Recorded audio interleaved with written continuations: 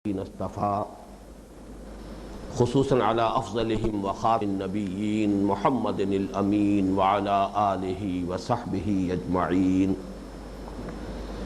اما بعد فقد قال الله تبارك وتعالى كما ورد في سورة التغابن: اعوذ بالله من الشيطان الرجيم بسم الله الرحمن الرحيم. ما صاب من مصيبة إلا بإذن الله ومن يؤمن بالله يهد قلبه والله بكل شيء عليم. وأطيعوا الله وأطيعوا الرسول فإن توليتم فإنما على رسولنا البلاغ المبين. الله لا إله إلا هو وعلى الله فليتوكل المؤمنون. يا أيها الذين آمنوا إن من أزواجكم وأولادكم عدوا لكم فاحذروهم وإن تعفوا وتصفحوا وتغفروا فإن الله غفور رحيم. إنما أموالكم وأولادكم فتنة واللہ عنده اجر عظیم. فاتقوا اللہ ما استطعتم واسمعوا واطیعوا وانفقوا خیرا لانفسکم ومن یوق شح نفسه فاولئک هم المفلحون. ان تقرضوا اللہ قرضا حسنا یضاعفه لکم ویغفر لکم واللہ شکور حلیم. عالم الغیب والشہادۃ العزیز الحکیم. صدق اللہ العظیم. رب اشرح لی صدری ویسر لی امری واحلل عقدۃ من لسانی یفقہوا قولی. اللہم ربنا الہمنا رشدنا واعذنا من شرور انفسنا. اللہم ارنا الحق حقا وارزقنا اتباعہ وارنا الباطل باطلا وارزقنا اجتنابہ. اللہم ربنا نور قلوبنا بالایمان واشرح صدورنا للاسلام ووفقنا لما تحب وترضى آمین یا رب العالمین. آج ہم اللہ کے نام سے سورہ تغابن کے دوسرے رکوع کے مطالعے کا آغاز کر رہے ہیں، جو 8 آیات پر مشتمل ہے، جن کی تلاوت ابھی میں نے کی ہے اور آپ نے سماعت فرمائی. اس سے قبل گزشتہ 4 نشستوں میں اولاً حسب معمول 4 تمہیدی امور سورہ تغابن کے بارے میں بیان ہوئے تھے. ثانیاً پہلے رکوع کی 10 آیات کا مطالعہ ہم نے بقدر امکان مکمل کر لیا تھا. چونکہ اس ریکارڈنگ کے سلسلے میں 2 ہفتے کا وقفہ پڑ گیا ہے، اس لیے 4 تمہیدی امور کو اختصار کے ساتھ دوبارہ ذہن میں تازہ کر لیں. نمبر 1، یہ قرآن حکیم کی ایمان کے موضوع پر جامع ترین صورت ہے.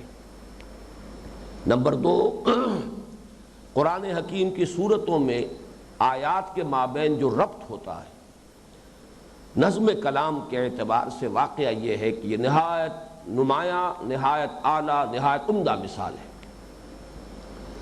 نمبر 3، جو بات اہم ہے وہ یہ کہ یہاں جو ایمان کی بحث ہے وہ کفر کے مقابلے میں نہیں ہے، بلکہ ایمان بمقابلہ نفاق. اس کی وضاحت میں کسی قدر تفصیل سے کر چکا ہوں، لیکن اس کے ضمن میں 2 باتیں میں چاہتا ہوں کہ مزید واضح ہو جائیں.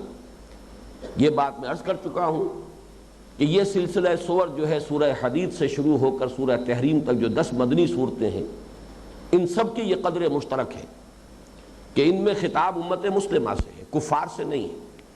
غیر مسلموں سے کوئی خطاب نہیں، اہل کتاب سے کوئی خطاب نہیں. ان کا تذکرہ بھی ہے تو ضمنی طور پر ہے بطور نشان عبرت. کل کا کل خطاب مسلمانوں سے ہے. دوسرے یہ کہ خاص طور پر سورہ تغابن سے متصلاً قبل ہے سورہ منافقون. گویا کہ تصویر کے 2 رخ جو ہیں بالکل ملحق ہیں. تو یہاں پہلے منافقون کا تذکرہ ہے، پھر یہ حقیقت ایمان کا تذکرہ ہو رہا ہے. تو گویا کہ ایمان کا لفظ 2 چیزوں کے مقابلے میں آتا ہے، کفر کے مقابلے میں ایمان اور نفاق کے مقابلے میں ایمان. تو یہاں جو ساری گفتگو ہے در حقیقت وہ نفاق کے مقابلے میں ایمان کی ہے. گویا کہ ایمان حقیقی کی بات ہو رہی ہے. اس میں دو باتوں کی وضاحت جو میں نے عرض کیا تھا کہ آج میں کرنا چاہتا ہوں مزید، کہ آیت نمبر 2 میں جو فرمایا فَمِنْكُمْ كَافِرٌ وَمِنْكُمْ مُؤْمِنٌ هُوَ الَّذِي خَلَقَكُمْ، وہی ایک اللہ ہے جس نے تم سب کو پیدا کیا، تو کوئی تم میں سے مومن ہے کوئی کافر ہے۔ یہاں در حقیقت کافر سے مراد منافق ہے، اس لیے کہ منکم یہاں فَمِنْكُمْ مُؤْمِنٌ وَمِنْكُمْ كَافِرٌ یا منکم کافر ومنکم مومن، کیونکہ ان تمام صورتوں میں خطاب جو ہے مسلمانوں سے ہے، تو منکم سے مراد امت مسلمہ ہے۔ امت مسلمہ میں دونوں طرح کے لوگ موجود ہیں، وہ بھی کہ جو حقیقتاً ایمان سے بہرور ہیں، مشرف ہیں، اللہ تعالیٰ نے دولت ایمان حقیقی انہیں عطا فرمائی ہے، ان کے سینوں کو اس کے نور سے منور کیا ہے، اور وہ لوگ بھی ہیں کہ جو اندر نفاق کا روگ رکھتے ہیں، فی قلوبہم مرض فزادہم اللہ مرضا، نام کے مسلمان ہیں، دعوے کے اعتبار سے مومن ہیں۔ وَمِنَ النَّاسِ مَن يَقُولُ آمَنَّا بِاللَّهِ وَبِالْيَوْمِ الْآخِرِ وَمَا هُمْ بِمُؤْمِنِينَ۔ تو معلوم یہ ہوا کہ دوسری آیت میں بھی نوٹ کر لیجئے، فَمِنْكُمْ كَافِرٌ وَمِنْكُمْ مُؤْمِنٌ، یہاں خطاب امت مسلمہ سے ہے اور کافر سے مراد منافق ہے۔ اسی طرح آیت نمبر 9 میں جو بات آئی تھی فَآمِنُوا بِاللَّهِ وَرَسُولِهِ وَالنُّورِ الَّذِي أَنزَلْنَا وَاللَّهُ بِمَا تَعْمَلُونَ خَبِيرٌ، تو یہاں پر بھی یہ ایمان کی دعوت در حقیقت کفار کو نہیں دی جا رہی، یہ دعوت ایمان مسلمانوں کو دی جا رہی ہے کہ نام کے مسلمانوں حقیقتاً مسلمان بنو، یا نام کے مومنوں یا ایمان کے دعوے داروں ایمان حقیقی سے بہرور ہونے کی کوشش کرو۔ چنانچہ اس کا مثنیٰ جو ہے، ہر مضمون جو اہم مضمون ہے قرآن مجید میں کم سے کم 2 مقامات پر ضرور آتا ہے، تو اس کا مثنیٰ جو ہے وہ سورہ نساء کی آیت نمبر 136 ہے، یا ایھا الذین آمنوا آمنوا باللہ ورسولہ والکتاب الذی نزل علی رسولہ والکتاب الذی انزل من قبل۔ یہ آیت اگر نہ ہوتی تو شاید جو بات میں اس وقت عرض کر رہا ہوں سورہ تغابن کی اس آیت کے بارے میں، وہ بہت سے حضرات کے لیے ناقابل قبول ہو جاتی، لیکن قرآن مجید میں القرآن یفسر بعضہ بعضا، قرآن کا ایک حصہ دوسرے اس کی تفسیر بیان کرتا ہے۔ اگر کسی جگہ کوئی بات ہو تو کسی دوسرے مقام کے حوالے سے اس کی پوری وضاحت ہو جاتی ہے، کیا مسئلہ۔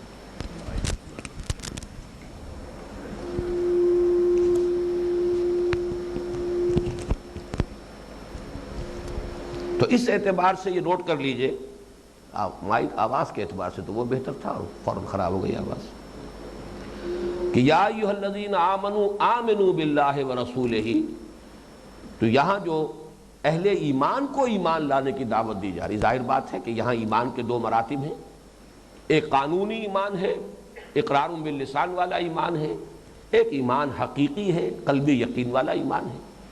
تو جو نام کے مسلمان ہیں یا دعوے کے مسلمان ہیں یا اقرار باللسان والے مسلمان ہیں، مومن ہیں، ان کو در حقیقت یہاں خطاب کیا گیا ہے سورہ تغابن کی آیت نمبر 9 میں بھی، فَآمِنُوا بِاللَّهِ وَرَسُولِهِ وَالنُّورِ الَّذِي أَنزَلْنَا وَاللَّهُ بِمَا تَعْمَلُونَ خَبِيرٌ۔ چوتھی بات جو تمہیدی تھی وہ یہ کہ مصحف میں اس سورہ مبارکہ کا مقام کیا ہے، اس کے بارے میں اس وقت میں کچھ عرض نہیں کروں گا۔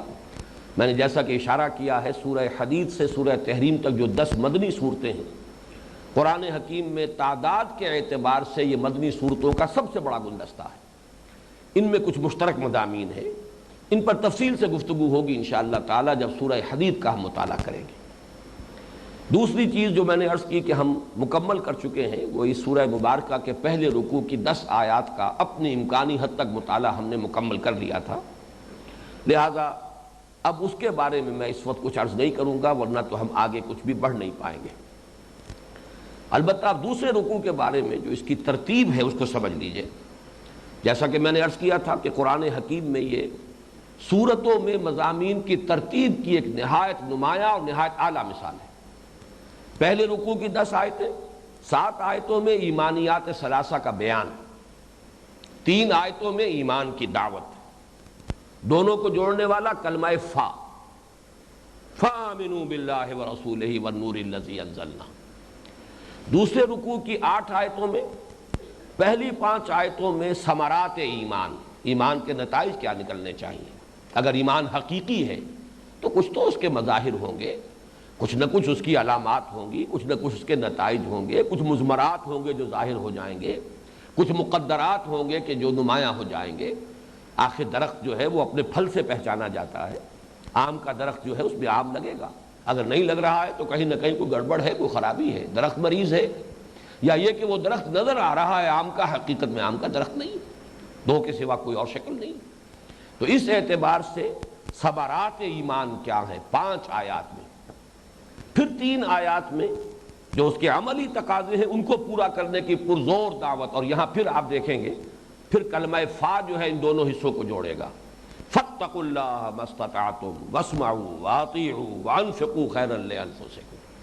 تو یہ حسن ترتیب میرے اپنے مطالعے کی حد تک بھی اس قدر نمایاں، اتنی سائنٹیفک، اتنی واضح جو ہے، دوسرے مقامات پر اس طریقے سے ابھر کر اور نکھر کر سامنے نہیں آتی، لیکن یہ کہ یہ ایک مثال ہے، اسی پر آپ قیاس کیجئے، غور و فکر کیجئے، سوچ بچار کیجئے، تفکر و تدبر سے کام لیجئے۔ تو واقعہ یہ ہے اپنی جگہ پر، اس پر ہمارا ایمان ہونا چاہیے کہ قرآن مجید میں یہ صورتیں جو ان کے مضامین میں ترتیب ہے، یہ آیات آپس میں اگر جوڑی گئی ہیں ایک صورت کی شکل میں تو یوں ہی الٹپ نہیں جوڑ دی گئی ہیں معاذ اللہ ثم معاذ اللہ، ان میں کوئی حسن ربط ہے، اس میں کوئی ترتیب کلام ہے۔ اب جہاں تک ثمرات ایمان کا تعلق ہے، ہماری کوشش ہوگی کہ اب 2 نشستوں میں تو ہم ان کا مطالعہ مکمل کر لیں، اور پھر 2 نشستوں میں جو ان کے عملی تقاضوں کو پورا کرنے کی زوردار دعوت ہے، تو 4 نشستوں میں ہمارا یہ دوسرے رکوع کا مطالعہ جو ہے انشاءاللہ مکمل ہوگا۔ اس ثمرات ایمان کو سمجھنے کی اور اس کے فہم اور شعور کو حاصل کرنے کی اہمیت کیا ہے، اسے سمجھ لیجئے۔ جیسا کہ میں نے ابھی عرض کیا کہ درخت اپنے پھل سے پہچانا جاتا ہے، اگر ایمان حقیقی ہے تو اس کے کچھ نہ کچھ مظاہر ہوں گے، کچھ علامات ہوں گی، کچھ نتائج، کچھ ثمرات، اور انہی سے پہچانا جائے گا کہ ایمان ہے یا نہیں۔ اسی اعتبار سے یہ گویا کہ ہمارے لیے، ہم میں سے ہر شخص کے لیے کسوٹی ہے جو فراہم ہو جائے گی کہ ہم اپنے آپ کو ناپیں اور تولیں، حقیقی ایمان ہے یا نہیں ہے۔ اس پر ہم دوسروں کو نہیں ناپ تول سکتے، دوسروں کے ساتھ معاملہ قانونی سطح پر ہوگا، جو بھی دعویٰ ایمان کر رہا ہے وہ مسلمان مانا جائے گا۔ حضور کے زمانے ہی میں تھا کہ کسی کو تعین کے ساتھ بھی حضور کو تو یہ حق حاصل تھا کہ منافق قرار دے دیں، اگرچہ حضور نے اپنا یہ حق جو ہے اور اپنا اختیار استعمال نہیں کیا۔ شاذ ایک معاملہ ہوا ہے کہ غزوہ تبوک سے واپسی پر جن لوگوں نے حملہ کیا تھا حضور پر، قاتلانہ حملہ، ان کے نام، ان منافقین کے نام حضور نے بتا دیے تھے، اگرچہ رات کی تاریکی تھے، کسی نے دیکھا نہیں، اور ڈاکوؤں کی طرح انہوں نے ڈھانٹے باندھے ہوئے تھے پورے طور سے، لیکن حضور نے حضرت حذیفہ کو رضی اللہ تعالیٰ عنہ کے نام بتا دیے تھے، لیکن تاکید کر دی تھی حذیفہ یہ میرا راز ہے جو تمہارے پاس رہے گا، کسی کے سامنے اس کو بیان نہیں کرنا۔ بہرحال حضور کو وحی کے ذریعے سے علم حاصل ہو جاتا تھا کون منافق ہے، کون حقیقتاً مومن ہے۔ پھر یہ بھی کہ ویسے بھی عام صاحب ایمان کے لیے بھی قیافہ ہے، اتقوا فراست المومن فإنہ ینظر بنور اللہ، لیکن یہ کہ یہ چیز جو ہے اس کو لاکھ اور کروڑ سے ضرب دیجئے تو وہ حضور کا معاملہ ہوگا صلی اللہ علیہ وسلم، لہذا وہ حقیقت منکشف ہو جاتی تھی۔ لیکن یہ کہ حضور نے بیان نہیں کیا تعین کے ساتھ، یہاں تک کہ عبداللہ ابن ابی کی بھی نماز جنازہ پڑھا دی، یہ آپ کا وہ جو ملحوظ رکھنا ہے کہ قانونی اسلام کے تقاضوں کو آخری حد تک آپ نے ملحوظ رکھا ہے۔ لیکن یہ کہ ہم خود اپنے اندر تو جھانک سکتے ہیں، ہمیں تو اصل مسئلہ یہ ہے کہ کلہم آتی ہے یوم القیامت فردا، میرا اور آپ کا اور ہر مسلمان کا ذاتی مسئلہ یہ ہونا چاہیے، جسے آخرت پر ذرا بھی ایمان اور یقین حاصل ہے، کہ وہ یہ سوچے۔ یہ مولانا روم کا بڑا پیارا شعر ہے کہ جان جملہ علم ہا ای نست و بس، ای نست و این جان جملہ علم ہا ای نست و این تابدانی من کیم در یوم دین۔ کل علوم کا خلاصہ اور حاصل لب لباب تو یہ ہے کہ تمہیں یہ معلوم ہو جائے کہ یوم دین جو آنا ہے قیامت کے دن، اس روز میں کیا ہوں گا، میرا شمار اہل ایمان میں سے ہوگا یا اہل نفاق میں سے ہوگا۔ یہ مجھے تو فیصلہ کرنا چاہیے، آپ کو فیصلہ کرنا چاہیے، ہر شخص کو اس کے بارے میں سوچنا چاہیے۔ ایمان کے دعوے دار تو ہم ہیں، قانونی ایمان تو ہمیں وراثتاً مل گیا ہے، وہ حقیقی ایمان بھی ہے کہ نہیں کہ جو قیامت کے دن تسلیم کیا جائے کہ اللہ مانے کہ ہاں یہ میرا بندہ مومن ہے۔ یہ ہے وہ معاملہ کہ جس کی کہ ہر شخص کو فکر ہونی چاہیے، اس کے لیے کسوٹی ہونی چاہیے۔ تو ان 5 آیات میں واقعہ یہ ہے کہ یہ نہایت اہم مضمون نہایت معجزانہ اختصار کے ساتھ اور نہایت سائنٹیفک ترتیب کے ساتھ بیان ہوا ہے۔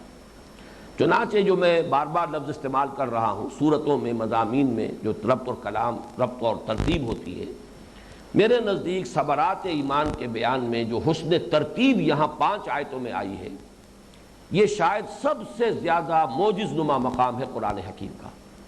میں نے کسی قدر وضاحت آخری نشست میں کر بھی دی تھی، لیکن یہ کہ اس وقت نوٹ کر لیجئے کہ پہلے تو آپ ویژولائز کیجئے ایک فرد کو فرد کی حیثیت سے، میں ہوں، آپ ہیں، ہم سب اپنی جگہ پر ایک اکائی ہے، ایک مکمل شخصیت اللہ نے ہمیں عطا کی ہے۔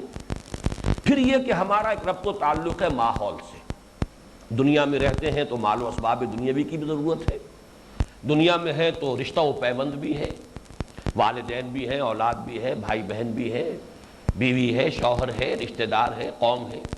جو بہت خوبصورتی سے اقبال نے جو ایک مصرے میں سمویا ہے، یہ مال و دولت دنیا، یہ رشتہ و پیوند، اس میں سمو لیا ہے۔ یہ وہ چیزیں جو ہماری فرد جو انفرادی شخصیت اس کے بعد ثانوی درجے میں ہے، ایک انفرادی شخصیت۔ انفرادی شخصیت کے بھی 2 پہلو ہیں۔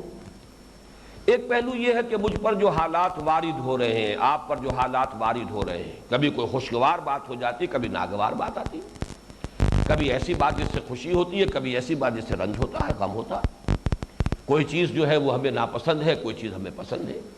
تو یہ جو حوادث و واقعات ہیں، یہ ہم پر اثر انداز ہوتے ہیں، یہ ہم پر وارد ہوتے ہیں۔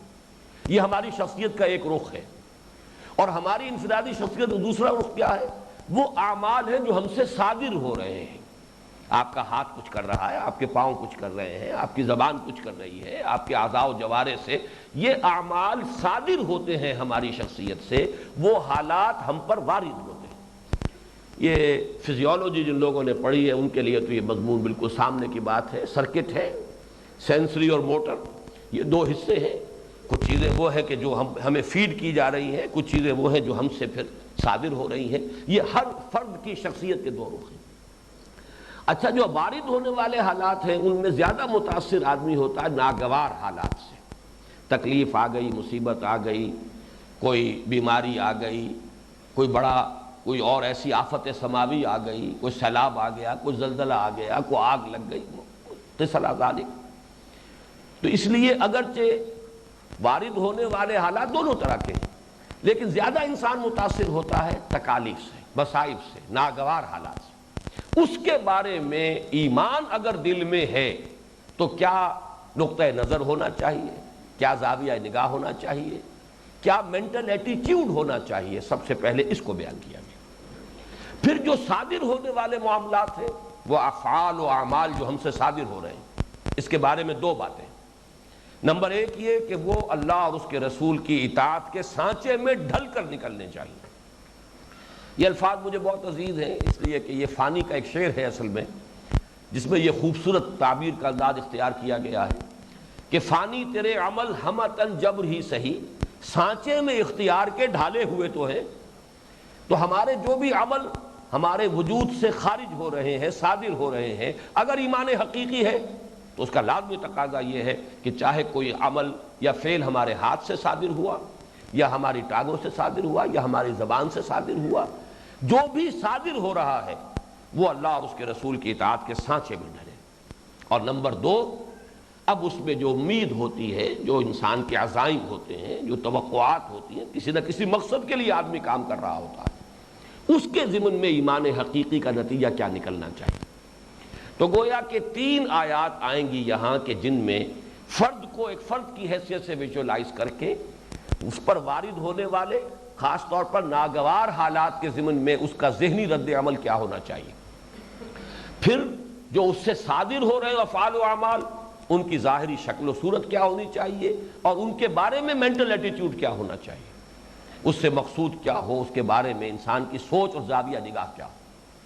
اس کے بعد کی 2 آیات میں اب وہ رشتہ و پیوند، یہ مال و دولت دنیا، یہ رشتہ و پیوند، اس کے ضمن میں اگر ایمان حقیقی دل میں تو نقطہ نظر کیا ہونا چاہیے رشتوں کے بارے میں، بیویوں کے بارے میں۔ اور رشتوں میں ظاہر بات ہے اگرچہ ہم جب شمار کرنے آتے ہیں تو والدین کو سب سے پہلے لے آئیں گے، اولاد، پھر بیوی یا شوہر، مرد کے لیے بیوی، عورت کے لیے شوہر، پھر یہ کہ بہن بھائی۔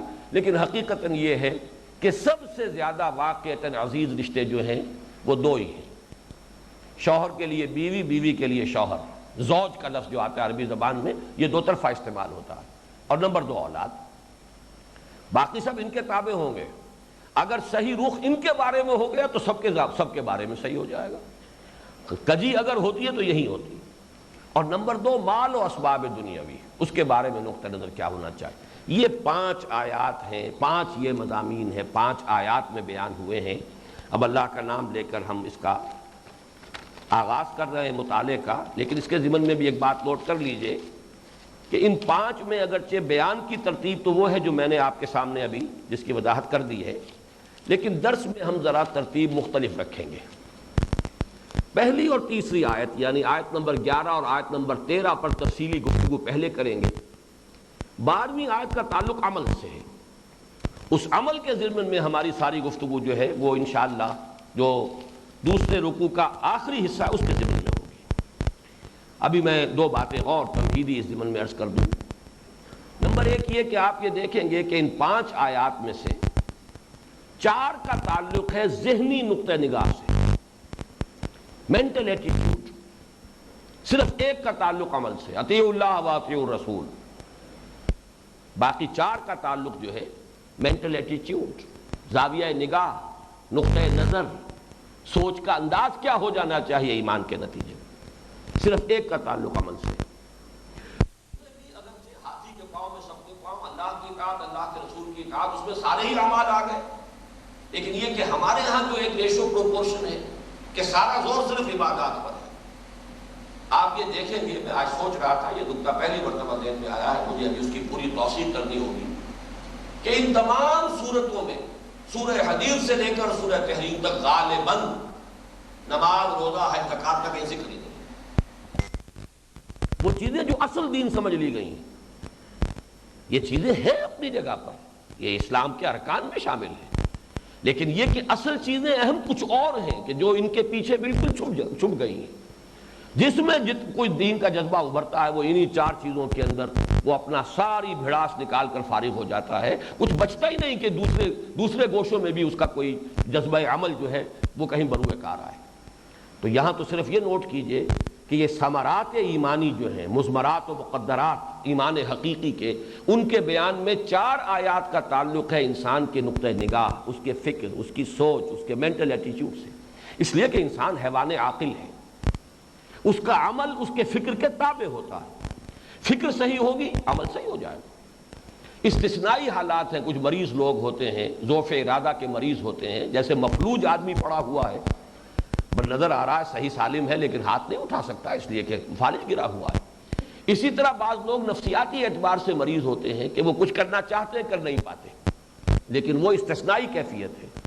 جو رول ہے، جو قاعدہ ہے، جو قانون ہے وہ یہی ہے ایک نارمل اور صحت مند انسانی شخصیت کا کہ اس کا عمل اس کے فکر کے تابع ہوگا. عمل صحیح ہوگا، فکر صحیح ہو جائے گا. فکر صحیح ہوگا، عمل صحیح ہو جائے گا. فکر غلط ہوگا، فکر میں کجی ہوگی، عمل میں بھی کجی ہوگی. اسی لیے کہا تھا سقراط نے کہ علم نیکی ہے اور بدی جہالت ہے. علم حقیقی انسان کو حاصل ہو، اس کا نتیجہ خود بخود جو ہے درست ہو جائے گا، اس کی نیکی عمل کے اندر ظاہر ہو جائے گی. جہالت ہے تو اس سے تو بدی وجود میں آئے گی. اس اعتبار سے ریشو پروپورشن کو میں نے نوٹ کرایا ہے کہ 4 آیتوں کا تعلق ہے انسان کے فکر سے، زاویہ نگاہ سے، نقطہ نظر سے، مینٹل ایٹیٹیوڈ سے. 1 کا تعلق عمل سے. البتہ یہ کہ برعکس ہو جائے گا معاملہ جب عمل پہ آئے گا. 3 آیتیں جو آخر کی ہیں، ظاہر بات ہے دعوت عمل میں تو پھر عمل ہی کی بات ہوگی. وہاں ہم یہ دیکھیں گے کہ 4 باتوں میں سے صرف 1 بات میں ایمان کے یہ ذہنی اور فکری ثمرات کو سمو لیا گیا، اور وہ لفظ تقویٰ. فاتقوا اللہ ما استطعتم واسمعوا واطیعوا وانفقوا خیرا لانفسکم. 3 حکم جو ہے یہ عمل سے متعلق. سنو اور اطاعت کرو اور خرچ کرو اور کھپا دو اور لگا دو. یہ ہے کہ معاملہ برعکس ہو جائے گا جا کر جب دعوت عمل آئے گی. اور حضور نے جیسا کہ حدیث آپ نے بارہا سنی ہوگی کہ تقویٰ کے بارے میں آپ نے فرمایا تھا التقویٰ ہا ہونا، التقویٰ ہا ہونا. تقویٰ یہاں ہوتا ہے، قلب میں، سینے میں ہوتا ہے. آپ نے اپنے سینہ مبارک کی طرف اشارہ کر کے فرمایا. اب آئیے، جیسا کہ میں نے عرض کیا تھا کہ یہ آیت نمبر 11 اور آیت نمبر 13 ان دونوں میں پہلے تو ترجمہ کر لیجئے. ما صاب من مصیبت الا باذن اللہ. نہیں پڑھتی کوئی پڑھنے والی، لفظی ترجمہ تو یہ ہوگا، اصابہ یصیبو پڑھنا، واقع ہونا کسی شے پر، مصیبت یا مصیب، مصیب اس میں فاعل ہوا مذکر، مصیبت مصیبتن اس میں فاعل ہو گیا مؤنث۔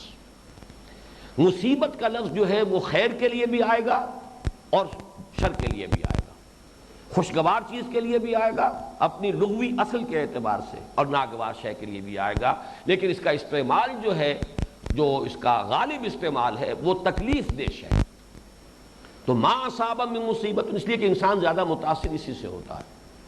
حالات خوشگوار ہیں، ضرورتیں پوری ہو رہی ہیں، آسائشیں حاصل ہیں، کوئی فکر دامن گیر نہیں ہے، تو ٹھیک ہے آدمی چل رہا ہے۔ جہاں کوئی تکلیف آئی، جہاں کوئی مصیبت اس معنی میں آ گئی، کوئی ناگوار صورتحال پیش آ گئی، کسی عزیز کا انتقال ہو گیا، کوئی نقصان پہنچ گیا مال میں، تجارت میں، اب یہ ہے مصیبت۔ فرمایا ما اصاب من مصیبت الا باذن اللہ، نہیں پڑھتی کوئی پڑھنے والی مگر اللہ کے اذن سے۔ ومن یؤمن باللہ، اور جو شخص ایمان رکھتا ہو اللہ پر، ایمان حقیقی، یہد قلبہ، اللہ اس کے دل کو ہدایت دے دیتا ہے، واللہ بکل شیء علیم، اور اللہ ہر چیز کا علم رکھتا ہے۔ واطیعوا اللہ واطیعوا الرسول، اور اطاعت کرو اللہ کی اور اطاعت کرو اس کے رسول کی صلی اللہ علیہ وسلم۔ فإن تولیتم فإنما علی رسولنا البلاغ المبین، پھر اگر تم پیٹھ دکھاؤ گے، روگردانی کرو گے، رخ موڑ لو گے، تو جان لو کہ ہمارے رسول پر سوائے صاف صاف پہنچا دینے کے اور کوئی ذمہ داری نہیں۔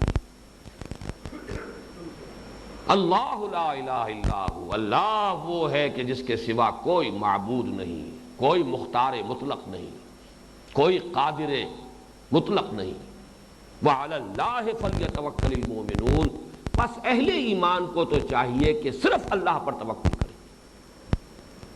اس میں بھی علی اللہ کو پہلے لا کر، اللہ جو ہے یہاں مفعول ہے، لیکن یہ کہ اس کو پہلے لا کر حصر کیا گیا، تقدیم کی گئی حصر، صرف اللہ پر توکل۔ تو اس میں جیسا کہ میں نے عرض کیا تھا، بیان میں تو ترتیب یہ ہوئی، پہلی آیت میں تسلیم و رضا، راضی برضائے رب رہنا، دوسری میں اطاعت، تیسری میں توکل۔ لیکن اس وقت ہم پہلے گفتگو کریں گے یہ جو دو مضمون آئے ہیں، تسلیم و رضا اور توکل علی اللہ، اور اسی کا ایک منطقی تقاضا ان دونوں کا ہے، اس کو بھی نوٹ کر لیجئے، تفویض الامر الی اللہ، اللہ کی تقدیر پر راضی رہنا، پورا توکل، اعتماد اور بھروسہ صرف اللہ پر ہونا، اور اپنے معاملے کو کلیتاً اللہ کے حوالے کر دینا۔ نوٹ کیجئے تین الفاظ پھر، تسلیم و رضا، راضی برضائے رب، اس کو اہل تصوف کہتے ہیں مقام رضا، توکل علی اللہ اور تفویض الامر الی اللہ۔ یہ تین چیزیں جمع کر لیجئے تو میں آج ایک خاص بات آپ سے عرض کر رہا ہوں، یہ کل قرآنی تصوف ہے۔ تصوف کا لفظ قرآن میں کہیں نہیں، حدیث میں کہیں نہیں، بلکہ یہ کہ یہ لفظ عربی زبان میں بھی کہاں سے آیا ہے اس کے بارے میں بھی کوئی حتمی رائے نہیں ہے، اس کا مادہ کیا ہے کوئی متفق علیہ بات نہیں۔ میری رائے بھی یہ ہے کہ یہ یونانی سے آیا ہے، صوفی، تھیوسوفی اور فلوسوفی، فائلوسوفی اور تھیوسوفی، یہ در حقیقت یہ اس سے آیا ہے لفظ، یعنی حکمت، وزڈم، فہم کسی باطنی حقیقت کا، شعور اور ادراک۔ بہرحال اس لفظ کو چھوڑ دیجئے، قرآن کی اصطلاح احسان، لیکن آج نوٹ کر لیجئے اس احسان کے یا تصوف قرآنی کے دو بڑے بڑے حصے ہیں۔ نمبر ایک علمی، اور علمی کے پھر دو حصے ہیں، ایک تو ہے جو اصل تصوف ہے، اور اس کا موضوع کیا ہے، ایمان کی گہرائی اور گہرائی میں اضافہ ہوتا چلا جائے، یہاں تک کہ یہ ایمان حدیث جبرائیل میں جو الفاظ آئے ہیں، ان تعبد اللہ کانک تراہ فإن لم تکن تراہ فإنہ یراک، اس درجے تک پہنچ جائے، یہ احسان ہے۔ اتنا یقین کہ گویا کہ اللہ کو اپنی آنکھوں سے دیکھ رہے ہو، اور اگر یہ نہیں تو کم سے کم اس درجے تک تو رسائی ہو جائے کہ ہر وقت یہ بات مستحضر رہے کہ اللہ مجھے دیکھ رہا ہے۔ یہ استحضار، یہ گہرائی اور گہرائی ایمان کی، یہی کل تصوف ہے۔ البتہ اس کے ساتھ ہی علمی اعتبار سے تصوف کا ایک موضوع اور بھی ہے، وہ علم الحقائق، خاص طور پر فلسفہ وجود اب اس میں وحدت الشہود اور وحدت الوجود وغیرہ مختلف اسکولز آف تھاٹ ہیں. یہ کوئی دین و ایمان کا مسئلہ نہیں ہے، یہ فلسفے کا مسئلہ ہے. اگرچہ یہ تصوف کا، چونکہ جو بھی لٹریچر اس وقت دنیا میں موجود ہے اور جو ائمہ تصوف ہیں، جو اس میں محققین ہیں، یہ چونکہ یہ ان کا موضوع ہے اس لیے میں ذکر کر رہا ہوں، یہ بھی علمی موضوع ہے، لیکن اس کا دین و ایمان سے کوئی تعلق نہیں، اس کا تعلق فلسفے سے. دوسرا حصہ ہے تصوف کا عملی. یہ ایمان کیسے حاصل کیا جائے، ایمان کی گہرائی اور گہرائی کیسے ہو، یہ ہے اس کا عملی حصہ. اس میں آج جو کچھ تصوف کے نام سے بیان کیا جا رہا ہے خالص غیر مسنون چیزیں ہیں، ان کا کوئی تعلق محمد الرسول اللہ صلی اللہ علیہ وسلم سے ثابت نہیں. یہ مراقبے اور یہ اذکار و اشغال اور جو بھی اس کے لیے لمبے چوڑے نظام تجویز کیے گئے، ان کا کوئی تعلق نہیں ہے. تسلیم کرتے ہیں اہل تصوف کہ یہ مسنون چیزیں نہیں ہیں. محمد الرسول اللہ کا طریقہ کچھ اور تھا. ہمارے ہاں بعد میں صوفیہ نے جو طریقہ اختیار کیا وہ ایک مجبوری کو کیا ہے. ایک راستہ ان کے لیے بند ہو گیا تھا. حکومت آ چکی تھی ایسے لوگوں کے ہاتھ میں کہ جن کا تعلق جو ہے اب وہ اس طرح کی شخصیتیں بہرحال نہیں تھی جیسے کہ ابو بکر اور عمر اور عثمان اور علی یہ رضی اللہ تعالیٰ عنہم اجمعین تھے. پہم کوششیں کرنے کے باوجود معلوم ہوا یہ چھت تو رہے گی یہیں. We have to live under this roof. تو اب آپ کو معلوم ہے درخت جو ہے اگر اس کے اوپر کوئی رکاوٹ آ جائے اور وہ نہ بڑھ سکے آگے تو پھر وہ ادھر ادھر پھیلتا. تو تصوف ادھر ادھر پھیل گیا اس لیے کہ اس کی جو اصل نیچرل گروتھ تھی، جو سلوک قرآنی اور جو سلوک محمدی ہے صلی اللہ علیہ وسلم، اس کا جو رخ ہے وہ تو اقامت دین کی طرف ہے، وہ تو اعلاء کلمت اللہ کی طرف ہے، وہ تو لتکون کلمت اللہ ہی العلیٰ کی طرف ہے، وہ تو ہے یکون الدین کلہ للہ، وہ تو ہے جہاد اور قتال کی طرف. وہ ہے اصل مقصود اس تصوف کا. لیکن جب وہ معلوم ہوا کہ آبسٹرکشن ہے، ہرڈل ہے، رکاوٹ ہے، تو لا محالہ یہ تصوف کی شاخیں ادھر ادھر وہ اپنی بلندی کی طرف نہیں جا سکیں. تو اس اعتبار سے نوٹ کر لیجئے مجھے اس عملی تصوف سے کوئی تعلق نہیں، میں اسے سراسر غیر مسنون شے سمجھتا ہوں.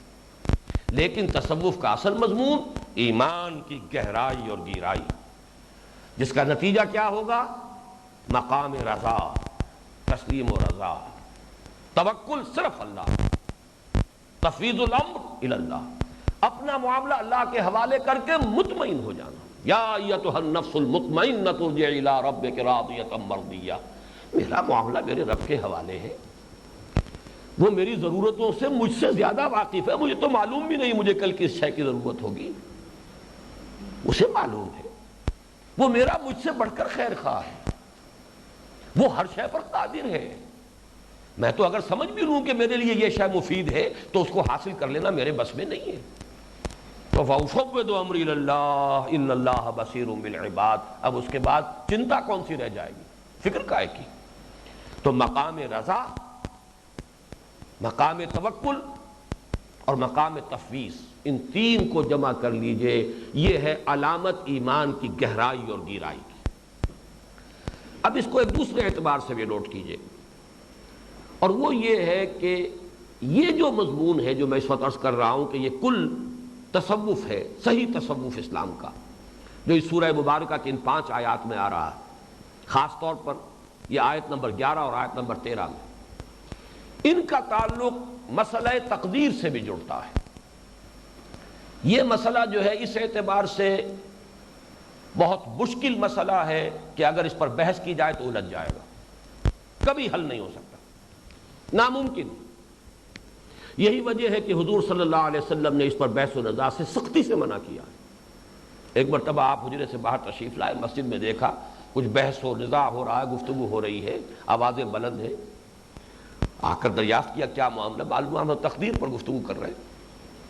آپ نے شدید اظہار ناراضگی فرمایا، آپ کا چہرہ مبارک غصے سے سرخ ہو گیا. آپ نے فرمایا الہذا امرت ام لہذا بعثت، کیا مجھے اس چیز کا حکم دیا گیا، کیا میں اس چیز کے لیے بھیجا گیا ہوں؟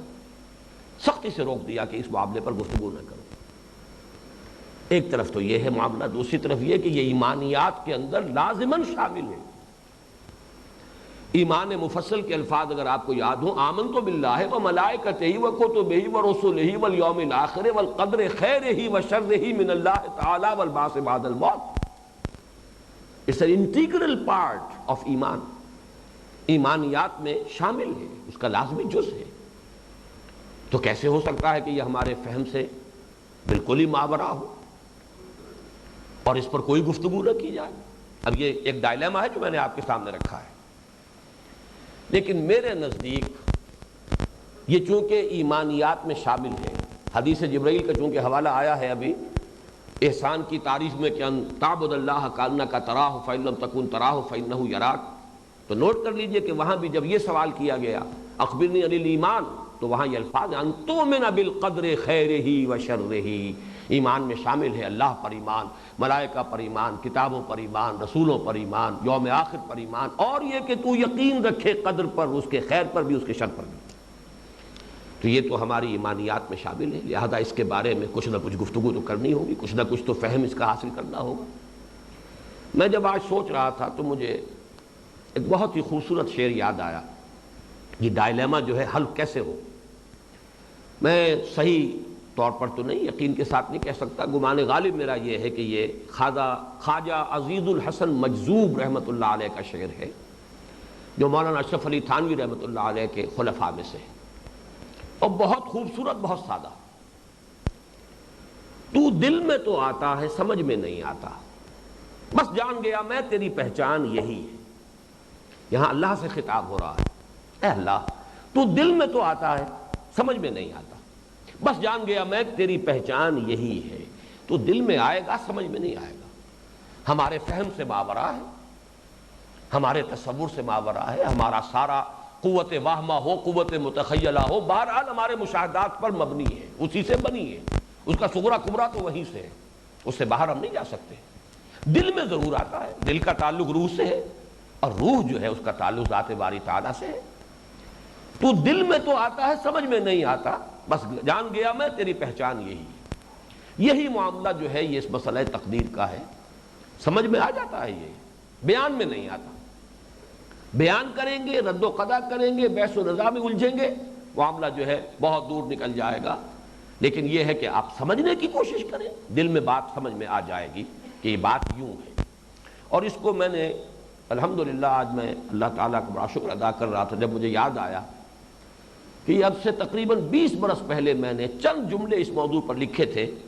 یہ تعارف تنظیم اسلامی جو ہے اس میں یہ صفحہ 69 پر ہم نے وہاں ایمانیات کی بھی، کہ جو لوگ تنظیم اسلامی میں شامل ہوں انہیں ظاہر بات ہے تجدید ایمان بھی کرنی ہے، ایمان کو شعوری طور پر اختیار کرنا ہے، ان ایمانیات کی جو بڑی مختصر تشریح کی ہے اس میں میں یہ جملے چند آپ کو سنا رہا ہوں۔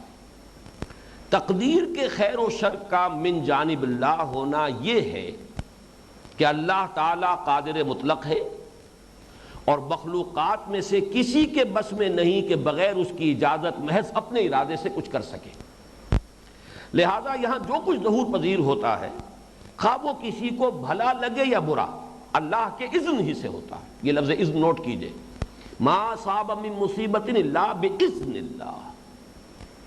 اگر ایسا نہ ہو تو خدا کا عاجز و لاچار ہونا لازم آتا ہے، پھر وہ علی کل شیء قدیر کہاں رہا اگر اس کا کنٹرول نہیں ہے کہ اس کے اذن کے بغیر پتہ تک جنبش نہ کرے، علی کل شیء قدیر۔ دوسری بات مزید برآں وہ عالم ما کان و ما یکون بھی ہے، چنانچہ اس پورے سلسلہ کون و مکان میں جو کچھ ماضی میں ہوا یا حال میں ہو رہا ہے یا مستقبل میں ہوگا سب اس کے علم قدیم میں پہلے سے موجود ہے، اگرچہ اس کا یہ علم جبر محض کو مستلزم نہیں ہے۔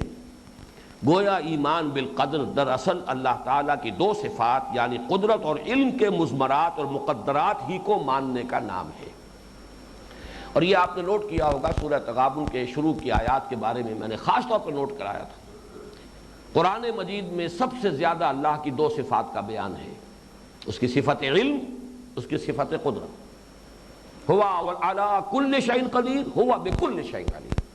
اب ان دونوں چیزوں کی تھوڑی تھوڑی سی میں چاہتا ہوں کہ وضاحت کر دوں۔ نمبر 1، ہوا علی کل شیء قدیر۔ اب اس کو ذرا، جس کو مولانا احمد علی لاہوری صاحب فرمایا کرتے تھے کہ اسے ذرا پکاؤ جا کر، اس ایک جملے کو ذرا اس پر مراقبہ کر لیجئے۔ اس وقت میں وہ لفظ استعمال کر رہا ہوں صوفیاء کا، اس کو ذہن میں اچھی طریقے سے راسخ کیجئے، ہر چیز پر قادر ہے، لہذا اس کے اذن کے بغیر پتہ بھی نہیں ہل سکتا۔